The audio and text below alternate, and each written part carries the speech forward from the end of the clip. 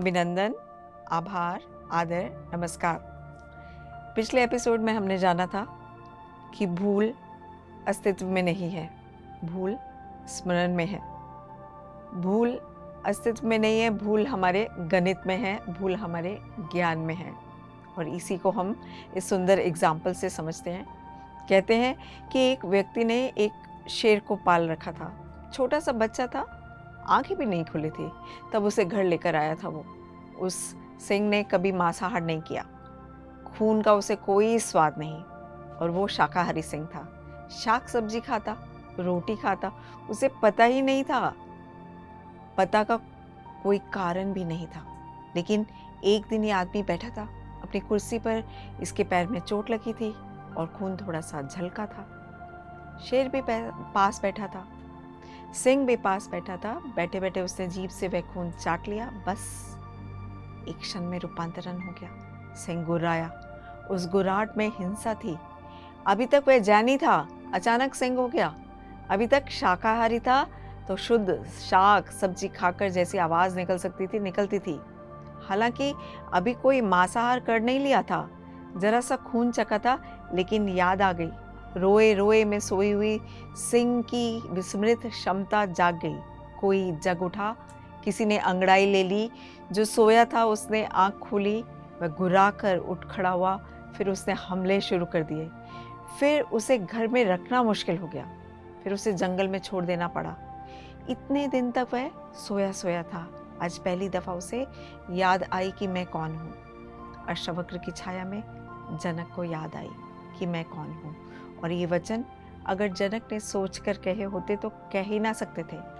संकोच पकड़ लेता, ये कोई आसान है कहना।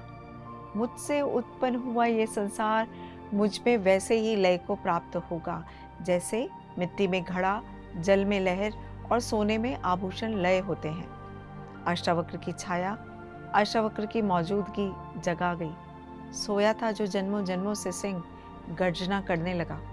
अपने स्वरूप की याद आ गई, आत्मस्मृति हुई। यही तो सत्संग का अर्थ है। सत्संग को पूरब में बहुत मूल्य दिया गया है।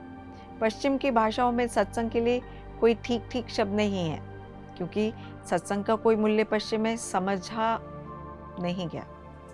सत्संग का अर्थ इतना ही है, जिसने जान लिया हो। उसके पास बैठकर स्वाद संक्रामक हो जाता है। जिसने जान लिया हो, उसकी तरंगों में डूबकर तुम्हारे भीतर की सोई हुई विस्मृत तरंगे सक्रिय होने लगती हैं, कंपन आने लगती है।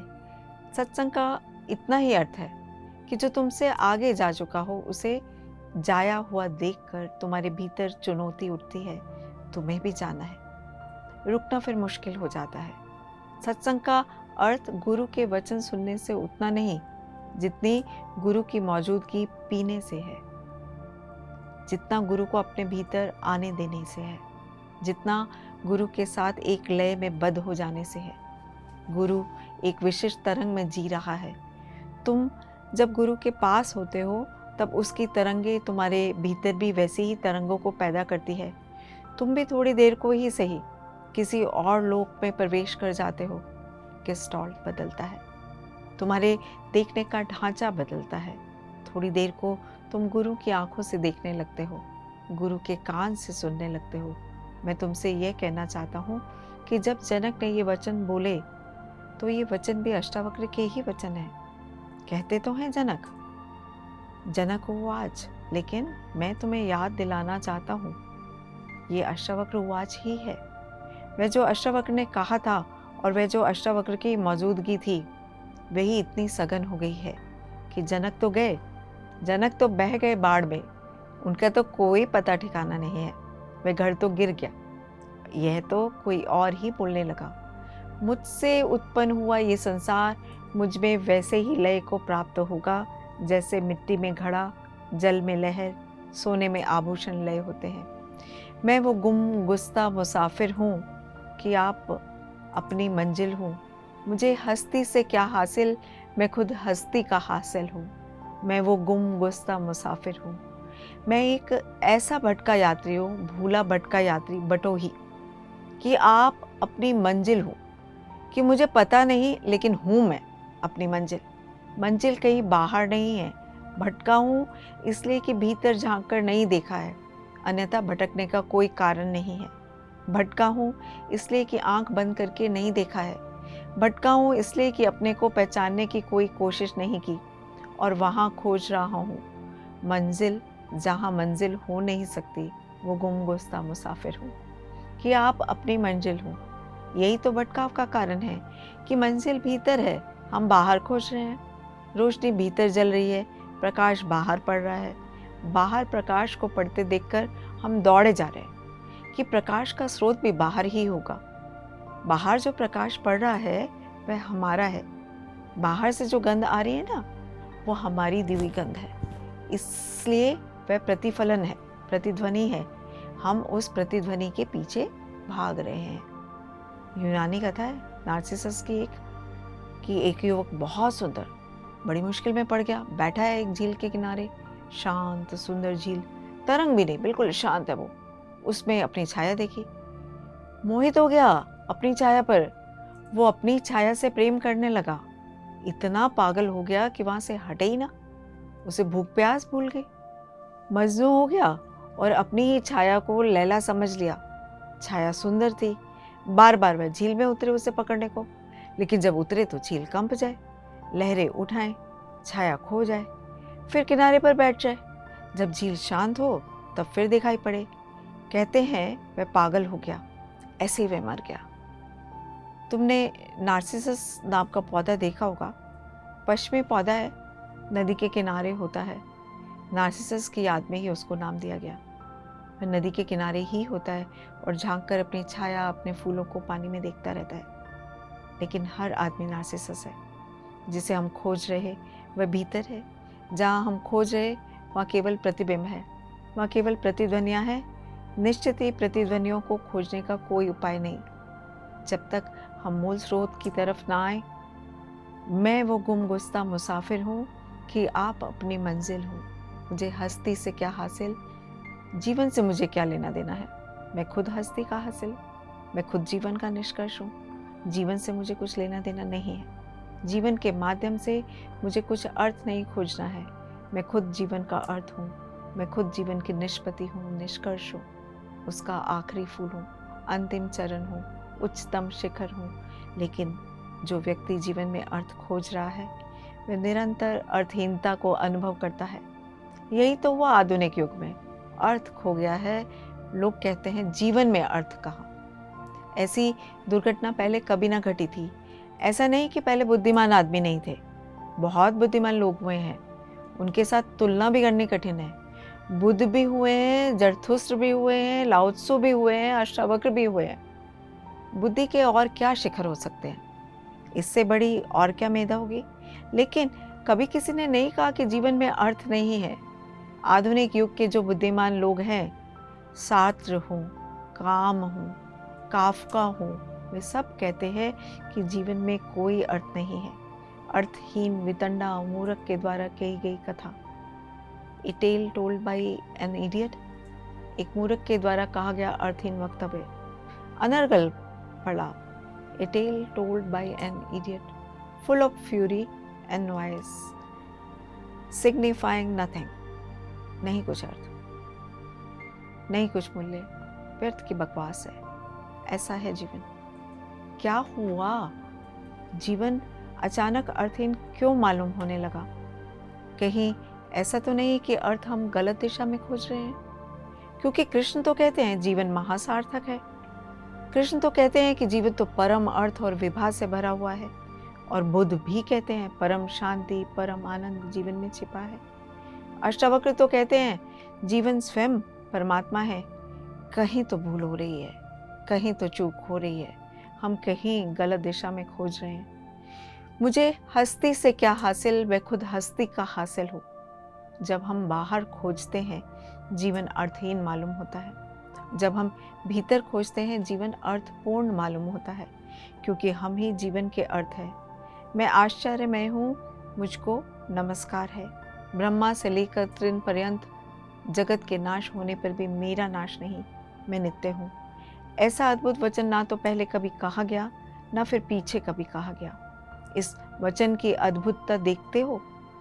मुझको नमस्कार है। निश्चित ये जनक का वक्तव्य नहीं है, ये परम घटना घट गई, उस घटना का ही वक्तव्य है। ये समाधिस्थ स्वर है, ये संगीत समाधि का है।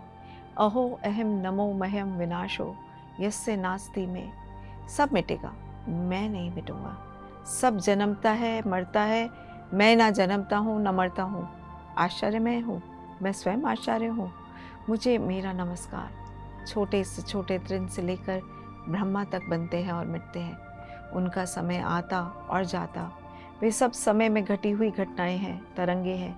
मैं साक्षी हूँ, मैं उन्हें बनते और मिटते देखता हूँ।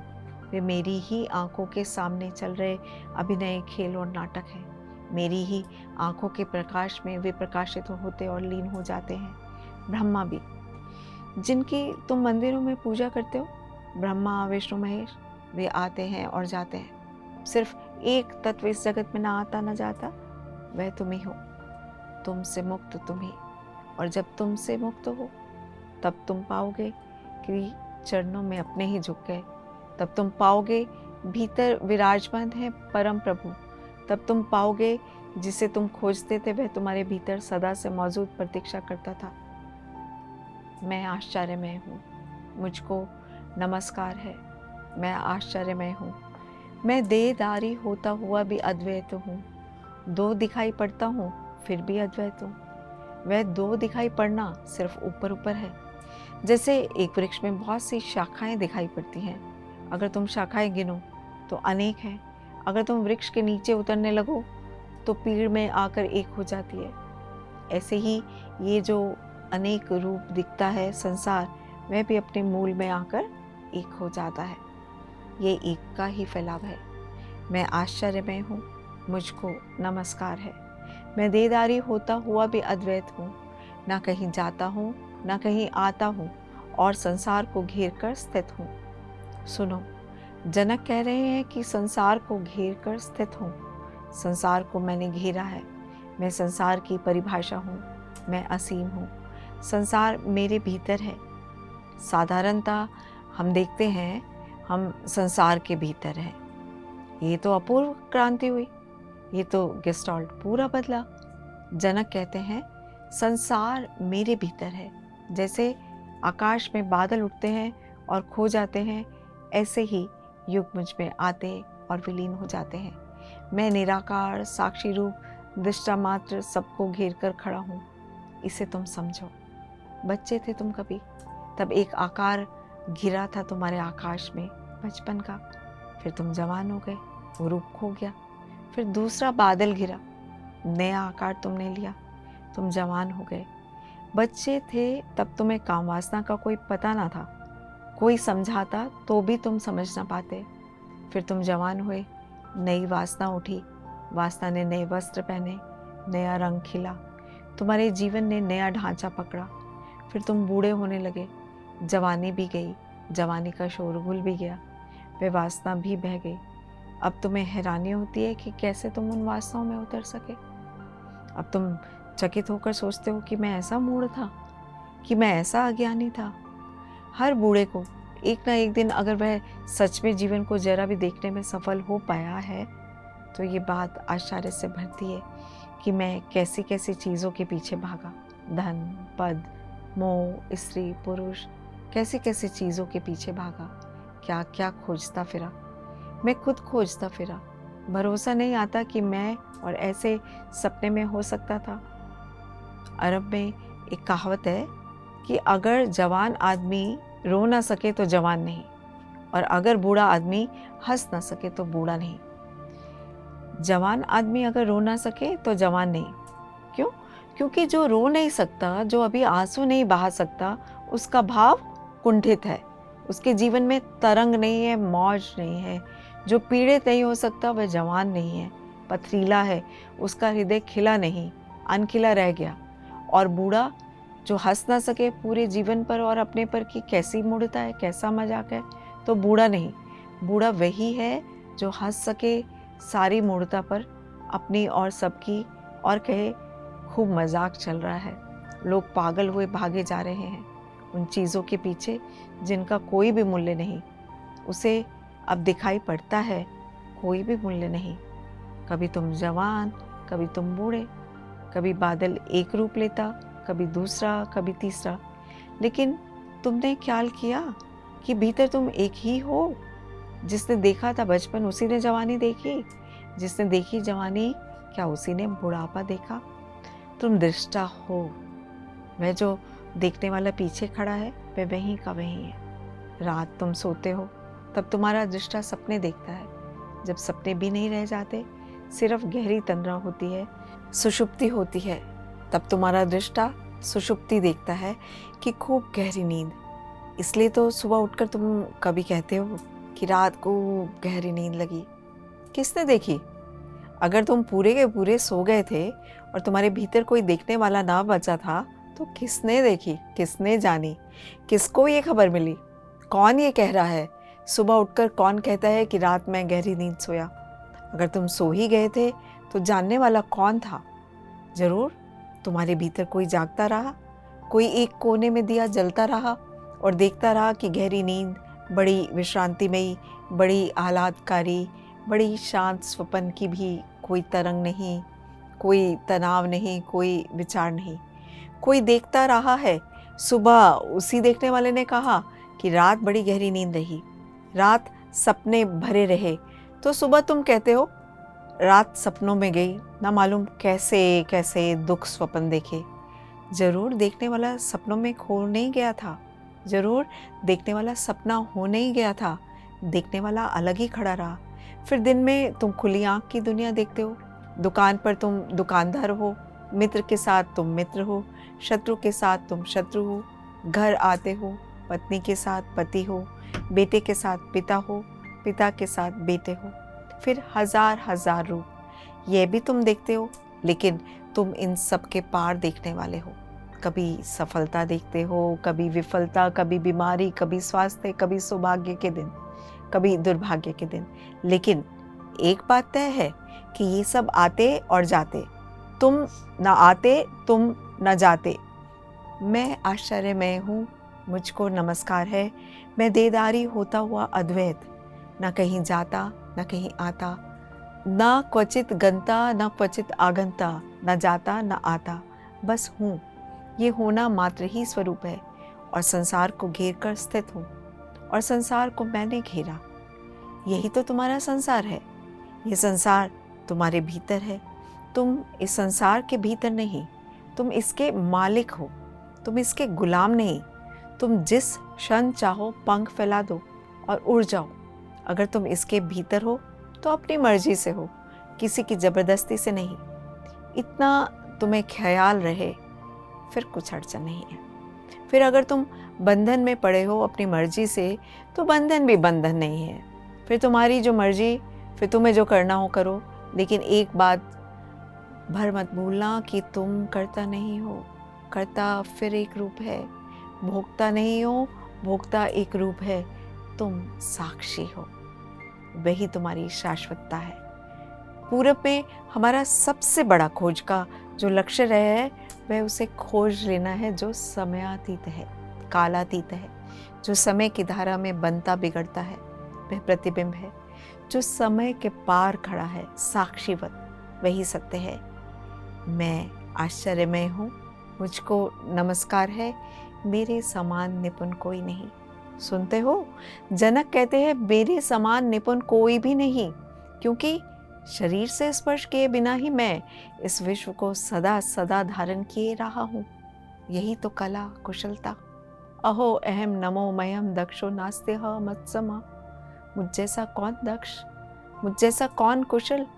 छुआ भी नहीं शरीर को, कभी नहीं छुआ है।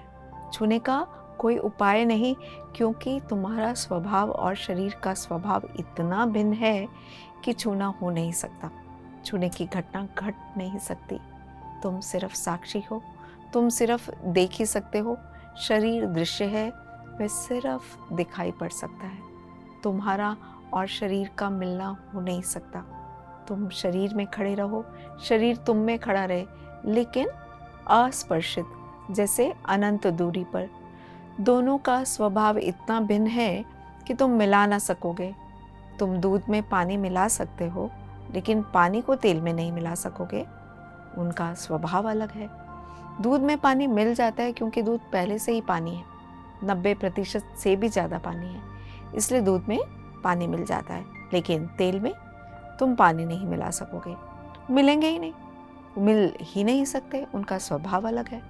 फिर भी ध्यान रखना, शायद वैज्ञानिक कोई विधि निकाल ले तेल और पानी को मिलाने की, क्योंकि कितना ही स्वभाव भिन्न हो, दोनों ही पदार्थ है, लेकिन चेतना और जड़ को मिलाने का कोई उपाय नहीं। जड़ पदार्थ और चेतना पदार्थ नहीं।